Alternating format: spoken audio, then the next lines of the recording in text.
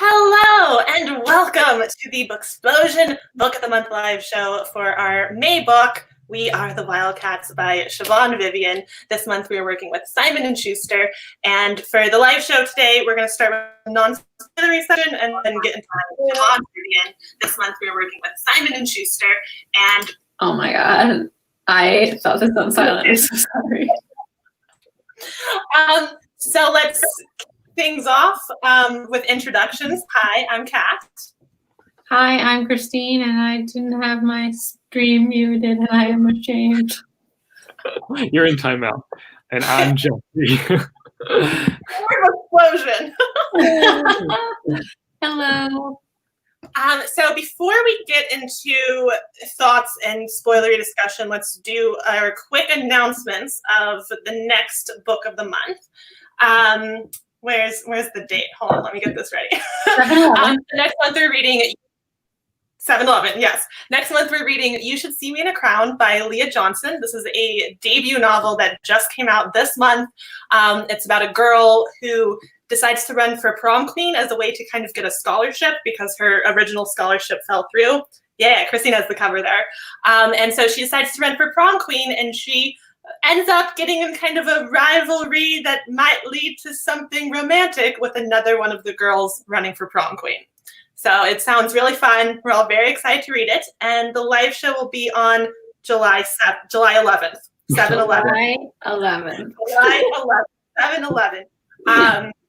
We're staggering our month a little, so it's not like right at the beginning of the month because 4th of July weekend and everything. So you got a little more time to read this one if you want to join in for this one. But yeah, for now, let's start talking about the book that we all just read, We Are the Wildcats by SIOBHAN VIVIAN. Do we want to start with our non-spoilery thoughts? Who wants to go first? Sure. I can go first. You want me to do a little synopsis too? Sure. Yeah. Okay, so We Are the Wildcats is a book following a girls' field hockey team. We're with them for 24 hours. It's told from 6 different point of views, and it is the first day of their new year as a new team. The varsity squad was just posted, and they are having this traditional team sleepover where they bond. And through these 6 different point of views, we start to see how their coach has become a toxic influence on this team. And it's about them coming together to realize this and rising up to to address the situation because it's just not going to work anymore. Yeah, it's realizing it and dealing with it. Right. So I feel like I really related to this book in terms of it felt like it took place in New Jersey. And I'm pretty sure it did because West Essex is the town over.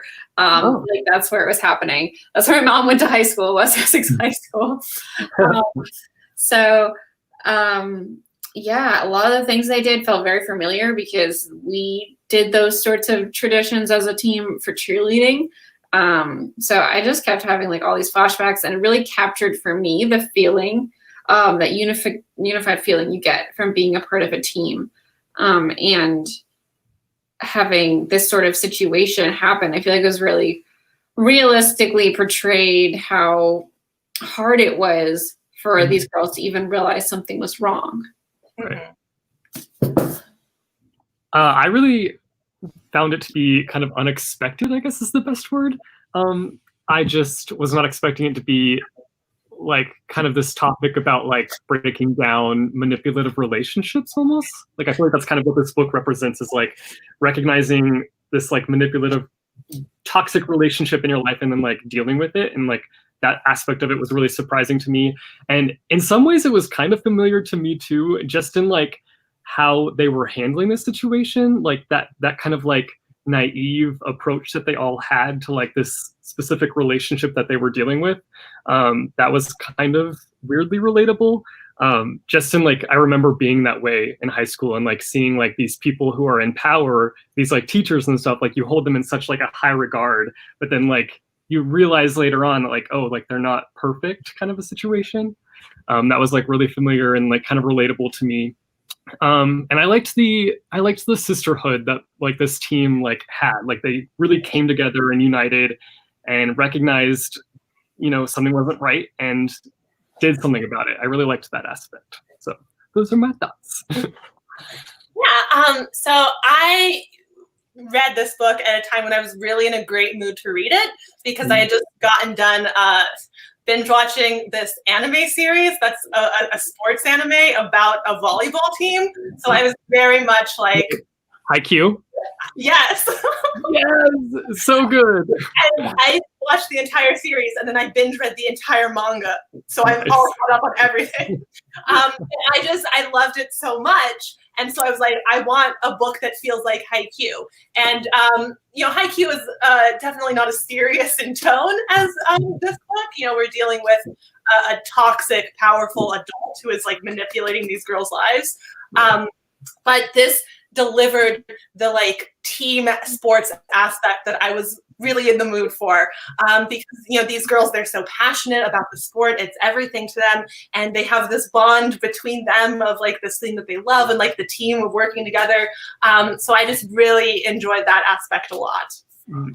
Yeah. And I also really enjoyed how this isn't really like suspense or thriller in that like a breakneck pace and like all these wild things are happening, but the sort of like building suspense of like right away you kind of get a bad feeling from the coach, just his like attitude and how he treats the girls, but it's not enough to like pinpoint it right away. And like as the story goes on, there's sort of this suspense that starts to build as you like trust him less and less and have like more bad feelings about him.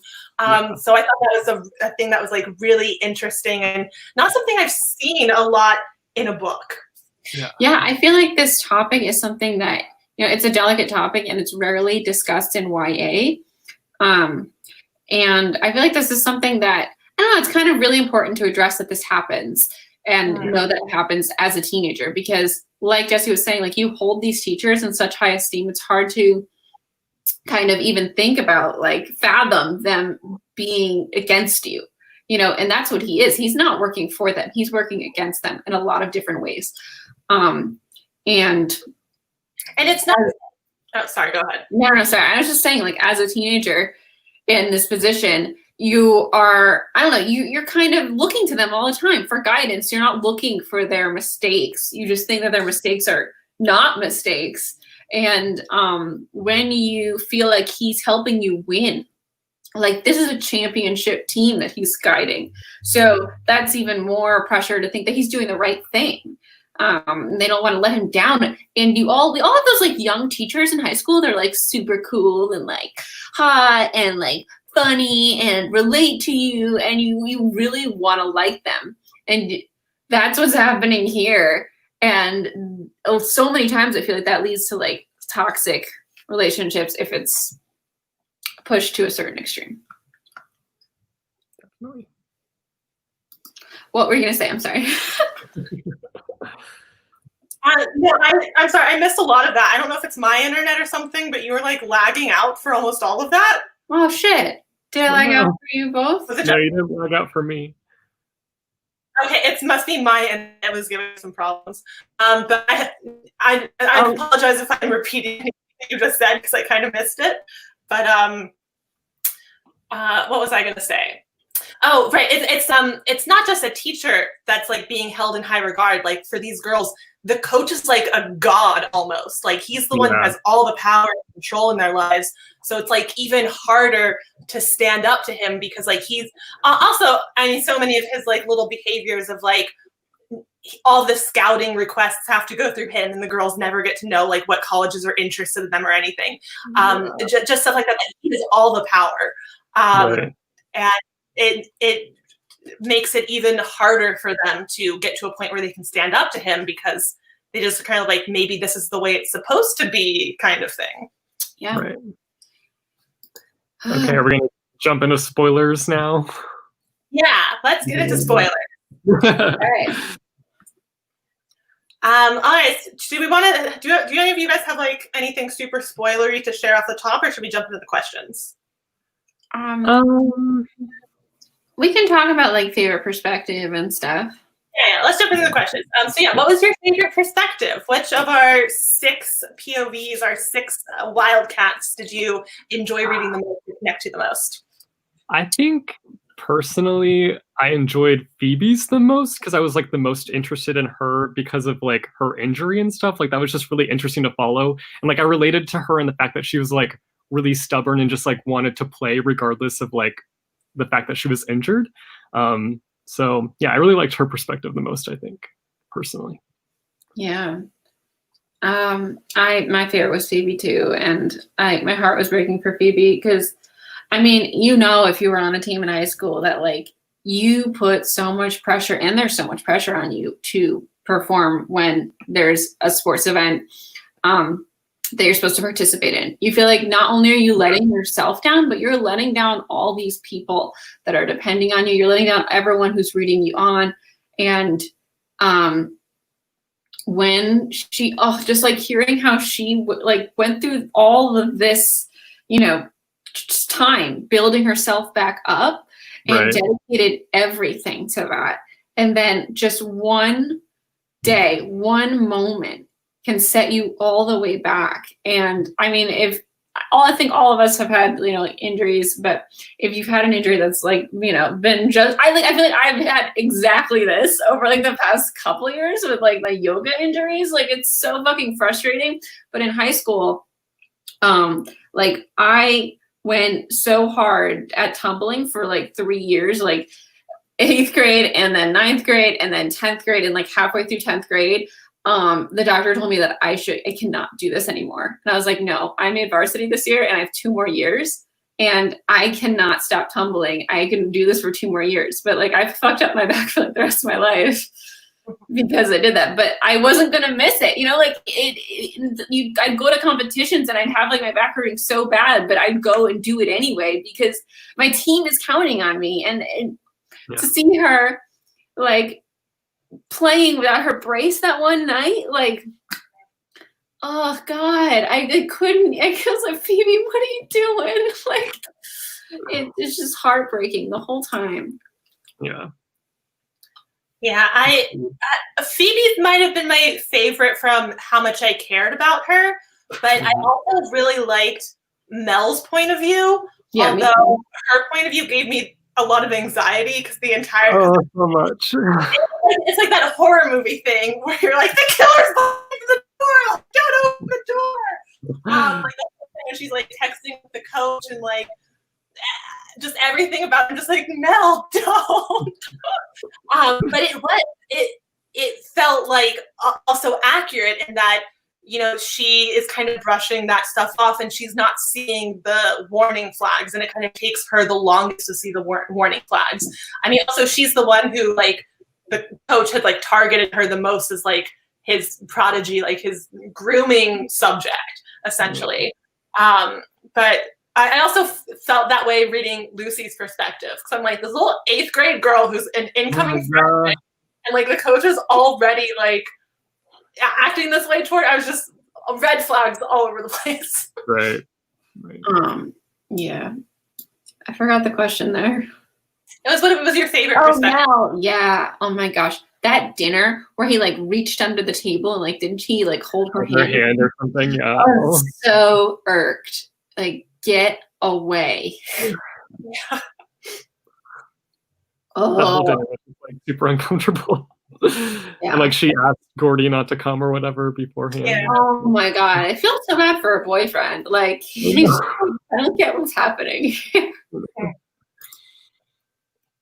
Let's see what people are saying. Mel is my fave.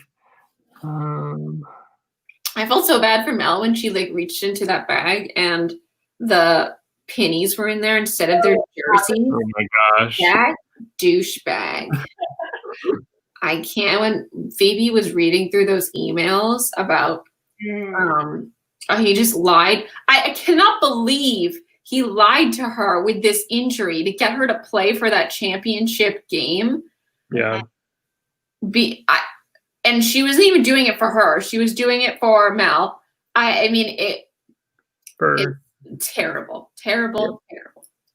Yeah, I mean, like, the thing is about spoilers regarding this book is I don't feel like anything is really super spoilery. Like, this isn't a book that you like need to like avoid spoilers for necessarily, because it is more about like how everything unfolds and how the girls start to realize everything.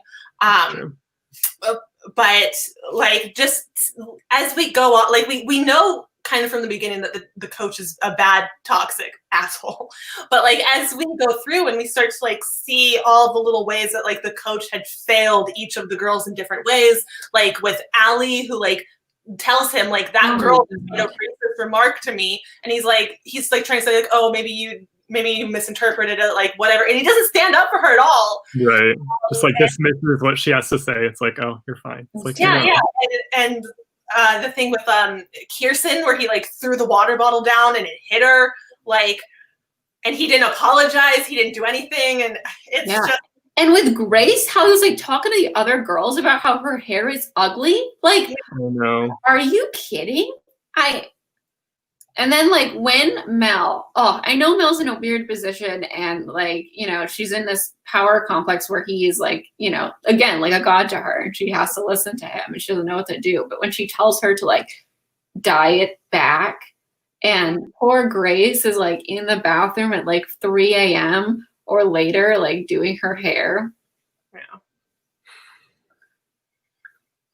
Yeah, I wanted them all to dye their hair blue too. I thought that would have been cool. Yeah, that would have been fun. That would have been fun. But a lot of people are asking your thoughts on the ending, and it was one of those books that kind of ended abruptly because we got the point across. Like, the point was we needed to realize that this coach was toxic and get rid of him. But yeah, it's one of those books that I would have liked to like see a couple of hours more, but I think they probably would have lost the scrimmage because they were up all night. And Phoebe cannot play. Speaking of that, how did you guys feel about like the 24-hour format with this book? The thing is, I didn't feel like it was in 24 hours as much because so many of the perspectives, like we did a lot of flashbacks back and forth. So I didn't feel that it was in 24 hours, but like the majority of the story does take place over one night. But it is a fast story that happens in just one evening and like cuts us off in the very next afternoon. But yeah, we see so many flashbacks and stuff that it doesn't feel like super enclosed in one day. Yeah, because like really all that we see of that night is like them getting the dog and then the party and then the hair dye thing, right? Like those are like the three main things that happen in that thing. And the breakfast. The breakfast, I guess. Yeah. So it's like mostly built up of like flashbacks, I guess. Yeah. Yeah. You know what they could have done at the end to like skip ahead like to halfway through the season or something. I would have liked to see Mel kind of like, you know, reconcile with Gordy and like I don't know, Allie. Was Allie the one that kept missing family events? It would have been nice to like see her at like a family event or something, and maybe just like, I don't know, all of their things, all their stories kind of close a little bit because you start to get invested and then like that's it. I would have loved to see some kind of epilogue that takes place like a period of time after, like even the beginning of the next year or something like that. That's just like a where are they now kind of situation. Good. How did you guys feel about the dog thing? Because I was like, stop. What are you guys doing? This is not a good idea. And I know the coach was like instigating it, but like, I was stressed. I kept waiting for something awful to happen and like nothing did, so like it turned out okay. I know. The dog like ran up to them on the field and was like, hey, my friends from last night. I like that, but God, when they were like sneaking into the yard, I was like, someone's gonna get bit by this dog. Yeah, that's what I was thinking. Hurt the dog or something. I was just real stressed. Yeah, I was worried about that dog. And just worried about them. Like they could ruin their whole like everything career. Yeah. But they didn't. But like when they came up with that idea, I was like, that idea's been happening for like a gajillion years in every movie and every TV show. Why do you think this is a cool, unique idea, guys? But whatever. I liked when I forget why they went to the school. Oh, they were taking a picture under that banner. Yeah. I like this question from Linda. What about how lost Kirsten was as a team player? I really enjoyed that aspect, as in high school it was easy to feel lost whether with a team or just walking down the hallways sometimes. Yeah, that was nice to like have that character like be there to represent that idea, because that is like something that a lot of people feel in high school. They feel lost and like they don't know what they're going to do with their life, or so that was definitely good to have her involved. Yeah. And also her whole sort of the way she was torn between like JV and varsity, like she was elevated the year before and it kind of like alienated her, and she felt like alienated from both teams, and she was like, I don't like, Phoebe was so mad at her and Phoebe hated her, and like, yeah, I felt a lot for Kirsten.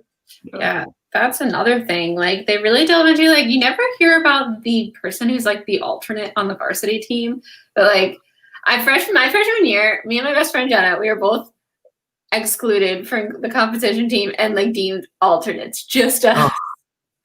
And like, so we'd only be allowed to practice when someone wasn't like feeling well or like hurt themselves. And like you always feel like that person, because sometimes they'll just come to practice to watch, and the person like watching you take their place, like they've got to just like be hating you. Yeah. Like it's so uncomfortable. It's so uncomfortable. But us, we're like, we sit and watch every single practice without participating.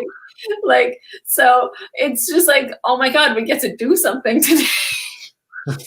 And poor Kirsten, like, I'm being worried about that still as she makes varsity. I felt so bad when she was like afraid of Phoebe, but like also defending her around every corner. She's like, I'm gonna quit. I'm gonna quit for Phoebe.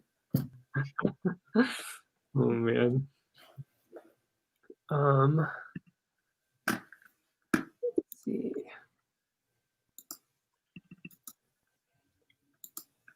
Did you guys play sports in high school? I did cheer in high school and volleyball in junior high, but never got to a part where I was like seriously competitive with.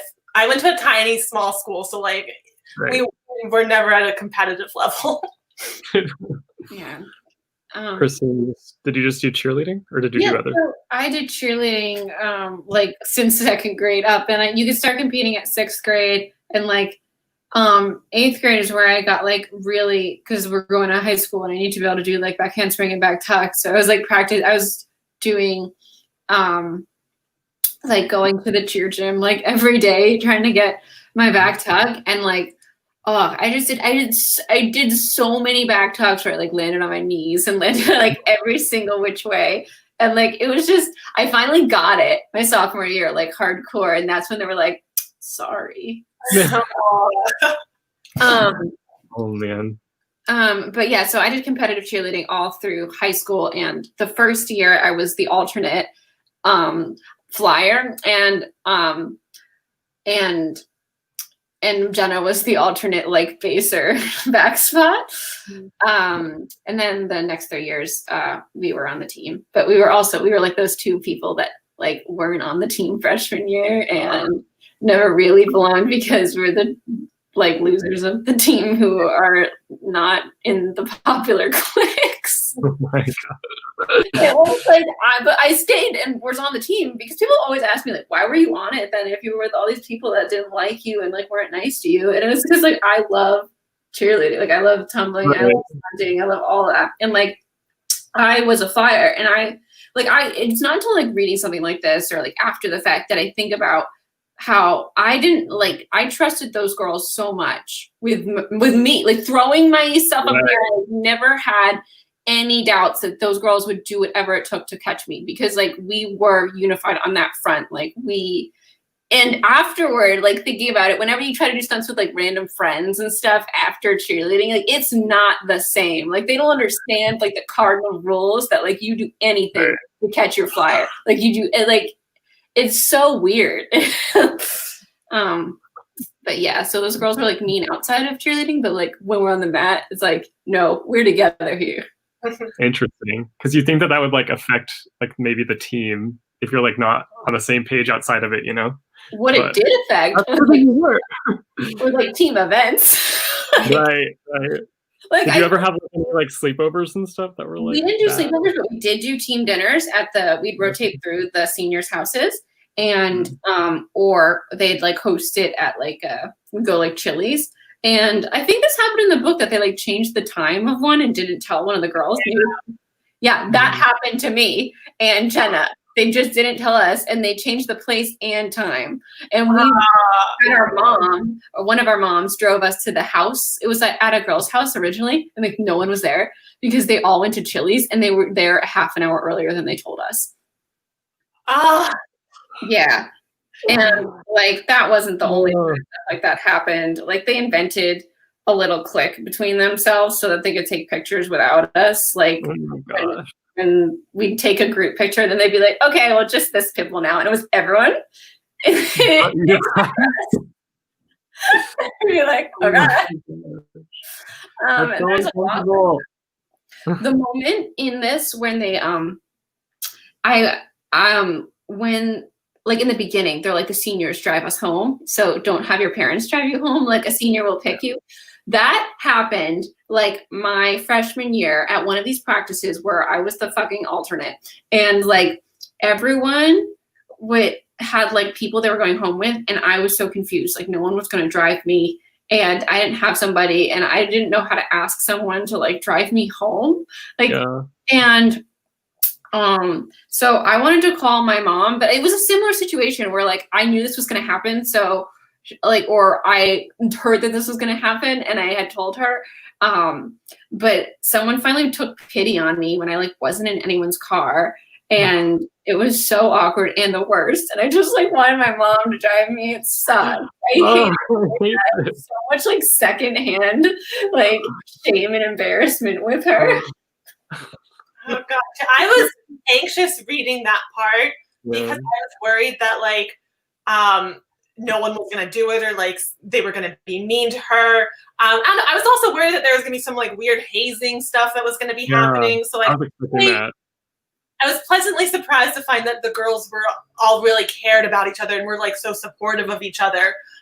So I really liked that, but I was very anxious at the beginning of the reading because I was like waiting for one of these girls to like be evil. Yeah. Yeah, that's the thing. Like they're all really nice and open, and like they want to be a team. It's the coach that's the enemy here. But yeah, did you guys ever have anything where you had like team dinners or like group dinners for any of the things you did? I only played sports up until like junior high, so we never really did like that kind of stuff. Yeah, it was like once people could drive, all of a sudden they had all these things. But yeah, the team dinners at like girls' houses that you didn't even know or like always kind of weird to go to. That does sound awkward. Oh, the worst was that, you know, that they said that they have to dress up every Friday. Yeah. So we have to do that. But like every year there'd be like 1 or 2 Fridays where the seniors would be like, this Friday you have to wear a football jersey. So get a football player's jersey and wear that. And like, of course, I know no football players. Right. And of course, like I am not going up to a football player and be like, can I have your jersey? I also don't even know who the football players are that aren't in my grade, you know, like, of course there's 8 cheerleaders from my grade. So like, there's only so many football players in my grade. So like, they would take all those. If I ever even had the guts to be like, hi, can you give me your thing to wear? Like, can we meet so you can give it to me? When you guys had to dress up for game days, was it just wearing your uniform, or was it like? Yeah, it was the uniform. Sometimes we'd be like, they'd say like a certain part of the uniform. Usually it wasn't like the skirt. We'd wear like the top and the jacket, or like they would give us what specific piece we should wear. But that's how it was my school too. It was just wearing your uniform on game days. But I didn't like that because I had one class in particular where I was the only girl in the class. And so I already felt like it was a video editing class. It was the first year my school was offering this, like back in the early 2000s. So it was like an old school video editing class. It's called digital storytelling. And I was like, this is exactly my kind of class. But it was a class of it was a small class of 12, 15 students. And I was the only girl in the class. And so I already felt like I'm already shy and uncomfortable. And it just made it even worse when I had to wear this cheer uniform that is very much drawing attention to me. And I just don't want anyone to look at me. So. Yeah. I had a time like that where we had to wear the full uniform one day. I think it was the homecoming day where we had to wear the full uniform. But myself and Jenna, who was the other, my best friend who was also on the team with me, the other excluded one, we were we sat together in chem and in honors chem. So we were lab partners, and we had melted a plastic bag the previous week, and he had like made fun of us. Not like in a mean way, like in a funny way at the time. In chem, we were in honors chem, and we have to do like all these chemistry labs in chem. Like, so on the Bunsen burner, we had like left a bag, and it had like melted. Like, and I think like in our panic upon realizing the melting bag, we like broke a beaker or something. And then the next day, we came in with our cheerleading uniforms, and we were like, oh. So the cheerleaders were the ones who like melted a bag and broke the beakers. Oh my gosh. But yeah, I remember another thing we had to do was like the homecoming week. We were supposed to decorate. We were all assigned a player too, a senior player, to make a scrapbook for during our thing. So Jenna and I were buddied up on on this player that we had never met, don't know, who was a senior. Oh my gosh. And we had to go, we were supposed to decorate the door to his house. Okay, his house where his family lives. So we show up at his house. He's not home. And we're like, we have to decorate the door. And it was like the most uncomfortable, weird thing. Thank God, like junior year, Jenna was dating one of the football players, and so we knew him, and it was like so much less awkward. But like senior year, it was back to like graduated. It was back to us doing this again. Oh god. So awkward. And like I feel like the cheerleaders at my school, they decorated the lockers. Yeah, we also had to do that every Friday. Why the door? Why the door? For these boys and decorate their lockers. Yeah. I still don't get the door. Like, it just doesn't make sense to me. The door was like a special homecoming thing. They don't need that. These are all terrible. Like, why do we have to do this for them? We're a completely different thing. Oh, man. So wait, do you guys have school mascots? What was your school mascot? I'm curious. My school mascot was the Wildcats. We were the Wildcats. Whoa, weird. Yeah. That's funny. So you were just like High School Musical too. Well, except I was before High School Musical too. High School Musical copied us. Yeah, I know, but when you were watching, you were like, "That's us." I don't think I've ever seen High School Musical 2. I mean, are you talking about High School Musical 2 or High School Musical? I've seen one. I've seen the first High School Musical. Okay, when I said they were like, you were also a Wildcat, like this book too. Yeah. So you do know High School Musical. I watched the first one. It was a little bit outside of my age range. Like when it was popular, I was like, cool for that. That's funny. My mascot was the Warriors. Who were the Warriors? Really exciting. My cousin was the Warriors too. I was the Mustangs. Mustangs. Interesting. I don't think, did you guys actually have a person dressed as a mascot? Because I don't think we did. I don't think we did. We didn't then, like when I was at school, but they have one now, like somebody that dresses up as one or whatever. So Actually, I feel like we might have. Ella says we make high school I'm like looking at like the movies, and it's probably because we went to high school during all those high school movies. Like all those classic high school movies came out in our high school era and accurately reflected it. That would be why. Okay, so we did have a mascot, but it was like literally just a kid in like a lion costume. I don't think it was a real like mascot situation. It looks like he got it at like Party City or something. Oh my God. So it was just like I don't think it was like in a high school thing. I think like it was some kid who bought the uniform and just wanted to like mess around and like. Right. I think he was friends with the football players. I do remember a kid in a lion costume. It's funny. Metal and Maggie says we were the Huskies and we had a big assembly where we had husky dogs come in. Interesting. That's cool. Petition for Cat to Be Alive's first viewing of High School Musical 2. I just rewatched that one. It was pretty funny in a way where like it was stupid but funny. The thing, I mean, I'm not opposed to watching it. I just don't like movies in general. I don't watch a lot of movies. Yeah, you're more of a TV show. I want to watch something I can binge for 40 hours straight. There's a High School Musical series. Yeah, High School Musical. But maybe I'll give that a go. You know what? It's like that's what inspired me to rewatch the High School Musical movies because I too was too school for cool.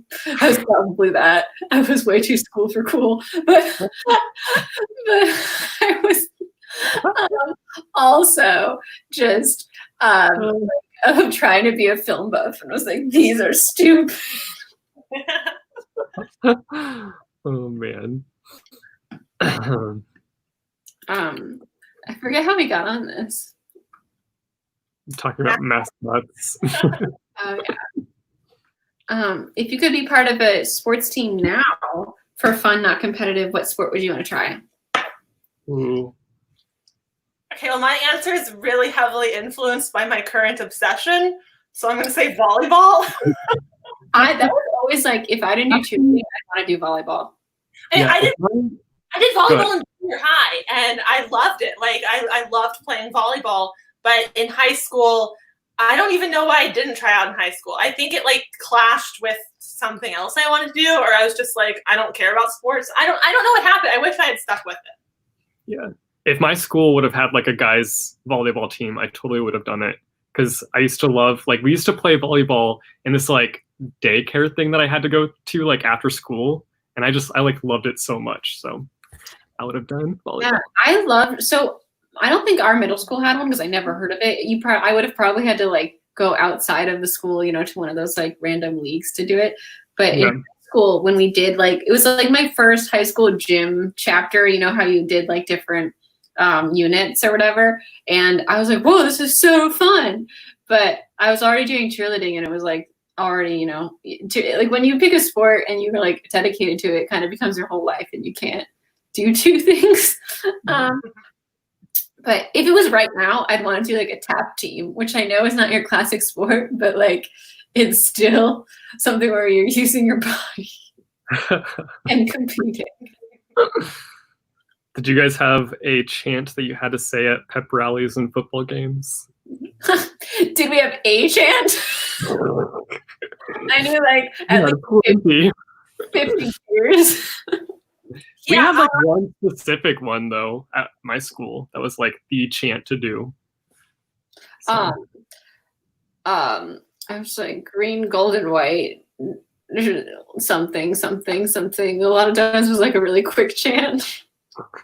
I don't think we had any that were like school-wide kind of chants. Yeah, we didn't. In cheer, there were plenty of different cheers, and I can't remember a single one for the life of me right now. In like competitive cheerleading, you have to do like a cheer portion of your routine, and it was always like our least favorite because it was so boring and slow when you're cheering. So like, but there's like a technicality that they realized senior year that you could say it like over music. So it was like our chant was like, Moffville High School, you've seen us here before. Green, gold, and white, champions, what's more? And that was done, like back to music. Oh my gosh. But yeah, there was so much cheers. Like, this side stands up and yell for the green and white. Green and white. Green and white. So exciting. Oh man. Any more questions? Did you guys have like a big band playing at all your games? Was high school football like a big thing at your school? We didn't have football. We weren't big enough to have football. Wow. I know. I was in a small school. I had like 30 people in my graduating class to like give you a perspective. So. Okay, yeah, that's a little less than me. Yeah, a couple hundred. Yeah, we had 316, which is kind of small too. But Jesse had like no people. Yeah, big to me. I mean, the thing is, football was kind of big at our school, but just in like the context of like nothing else was big at our school. Like we weren't big overall. The thing that competed with football for the most attention was probably 4-H, which is like Running? 4-H. No, it's like let me find the description of this because otherwise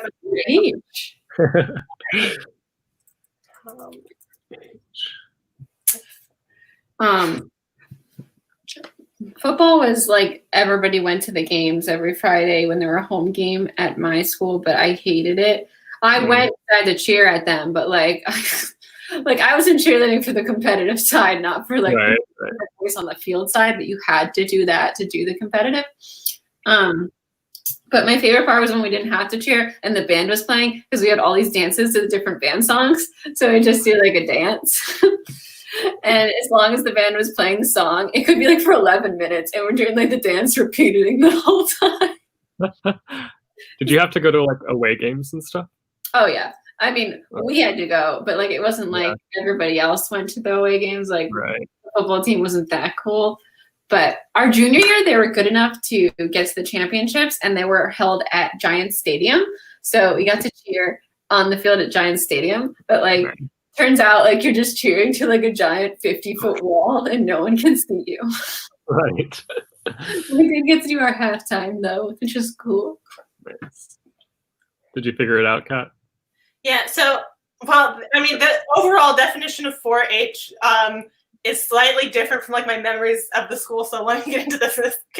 But 4-H in general is kind of this program where it's like kids compete hands-on projects in areas like health, science, agriculture, and citizenship.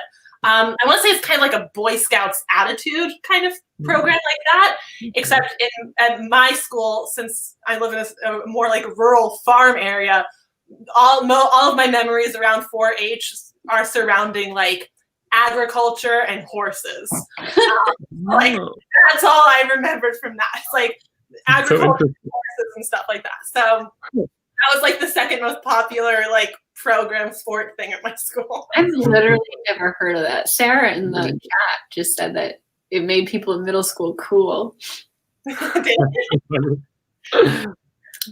I like when you said 4-H, like that sounds like a chemical in chem class. Well, it's for what are the 4-H's? It's like health, something.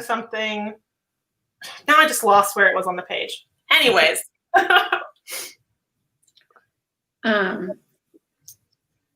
Cool. Did we have any other questions? Well, like if you were in the position and where you realized your coach was like doing something that was questionable, do you think you'd be able to speak up about it in high school? Like I feel like that's so scary. Like it's so brave what these girls end up doing, but they can only do it like, by speaking out together, you know?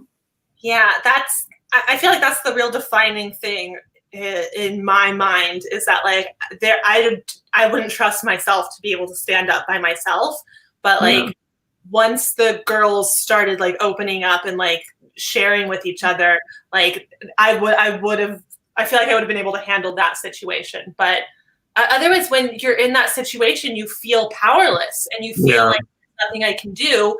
And you also, like, the way the coaches had, his whole thing is that he like gaslighted them into thinking this is normal, and for them to like blame themselves. Like, coach yells at us and degrades us so much because he cares that much. And it's like, it takes more than, it takes something to like shift your mindset.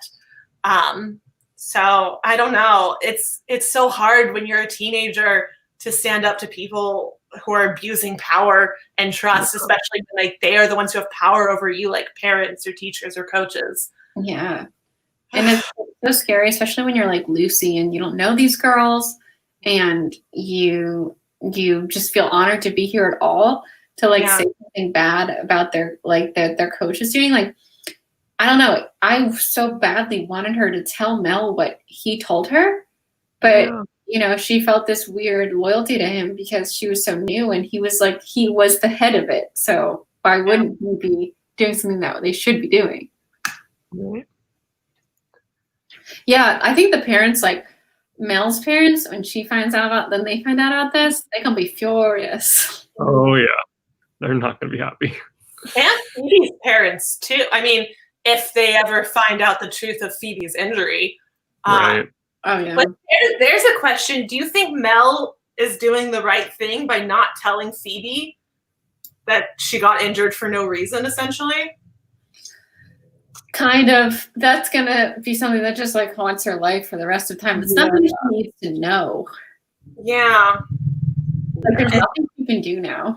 Yeah. So it's like, that's the thing. Like, there's nothing she can do now. So like, with telling her, just make it worse. It would. It makes it devastating. Yeah. Especially because Phoebe's parents too, they were the ones who were like super supportive and like went to every game with the little chairs and everything. And then like Phoebe was saying like she couldn't go to the game and like even watch because it hurts. Like it's just gonna remind her of everything that she's been through, and now it's just like over. It sucks. Yeah. Yeah. So how should we wrap this up on a high note? I know. Like, anyone have any kind of fun questions? Not fun questions, like maybe high school related questions. Oh, someone in the chat mentioned my school used 4-H to get people to join FFA. My school had FFA too. That's Future Farmers of America. And that was another school. Wow. That's so funny. Oh man. Okay. Wow. Yeah, I think that's gonna do it for our We Are the Wildcats live show. Thank you to everyone for tuning in and chatting about this book with us. I think we had a really fun discussion about the sports and the relationships and everything. Next month, we are reading You Should See Me in a Crown by Leah Johnson. And our next live show will be on July 11th, 7/11. We are skipping Dear Booksplosion this month. So unfortunately, we won't be doing a live show in the next couple weeks of just a chatty hangout one, but we will be resuming those the next one. But yeah, thank you to everyone for joining us for this live show. I'm Kat. I'm Christine.